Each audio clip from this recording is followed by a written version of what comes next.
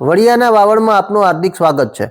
આપણો તાલુકો વાઇબ્રન્ટ તાલુકો અંતર્ગત તાલુકા કક્ષાએ લોકોના પ્રશ્નોના ઝડપી નિકાલ અને લોકોને સ્પર્શતા પ્રશ્નોના ઉકેલ માટે તાલુકા સંકલન અને ફરિયાદ સમિતિની મીટિંગ દર મહિનાના પ્રથમ શનિવારે યોજવામાં આવે છે। જાન્યુઆરી 2026ની આ મીટિંગ પ્રાંત અધિકારી કમલેશ નંદાના અધ્યક્ષસ્થાને વડિયા મામલતદાર કચેરી ખાતે યોજવામાં આવી હતી। આ મીટિંગની અંદર ધારાસભ્યશ્રી, તાલુકા પંચાયતના પ્રમુખશ્રી, સામાજિક ન્યાય સમિતિના ચેરમેનશ્રી સહિત 18 જેટલા તાલુકા અને જિલ્લાને સ્પર્શતા અધિકારીઓને ઉપસ્થિત રહેવા જણાવાયું હતું। જેમાંથી વડિયા મામલતદાર, પીજીવીસીએલ, આરોગ્ય, આઈટીઆઈ, આરએનબી, પશુ ચિકિત્સા, આઈસીડીએસ, પાણી પુરવઠો સહિતના અધિકારીઓ આ મીટિંગની અંદર ઉપસ્થિત રહ્યા હતા। જોકે પીજીવીસીએલના એક પ્રશ્ન સિવાય અન્ય કોઈ પણ વિભાગનો પ્રશ્ન ના હોવાથી આ મીટિંગ ફક્ત મુલાકાત માટેની મીટિંગ બની જાય છે। સામાન્ય રીતે તાલુકા સંકલન અને ફરિયાદ નિવારણની મીટિંગ બાબતે લોકોની અંદર જાગૃતતા જોવા નથી મળતી।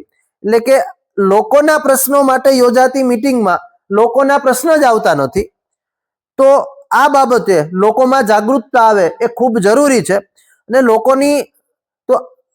લોકોની સરકારના વિવિધ વિભાગોમાં કરેલી કામ માટેની અરજીઓ કે પ્રશ્નો કે ફરિયાદો જો એનો નિકાલ ન થતો હોય તો માન્ય હોદ્દેદારો મારફતે આ પ્લેટફોર્મ ઉપર લોકોએ પોતાનો પ્રશ્ન રજૂ કરવાનો હોય છે।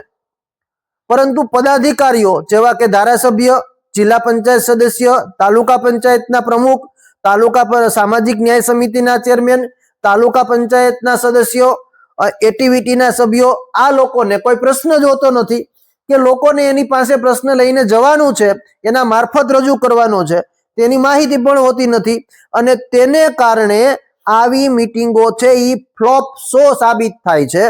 ત્યારે ચોક્કસથી આવી મીટિંગોમાં લોકોએ પોતાના પ્રશ્નો વણ ઉકેલિયા જે પ્રશ્નો હોય તે પોતાના પદાધિકારીઓને આપવા જોઈએ, જેથી પદાધિકારીઓ પણ આ મીટિંગમાં હાજર રહે અને લોકોના પ્રશ્નોનો નિકાલ થાય, લોકોના પ્રશ્નોની ચર્ચા થાય અને અધિકારીઓ જે આ મીટિંગ માટે આવે છે તેની ફક્ત મુલાકાતની મીટિંગ ના બની રહે।